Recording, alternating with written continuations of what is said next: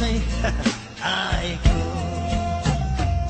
बा मलाई jeans pant चाहिन्छ बा मलाई डिङ्गो बुट बा मलाई कुर्ता सुरुवाल रातो स्वेटर चाहिन्छ बा मलाई धागो सङ्गा अनि लटाई चाहिन्छ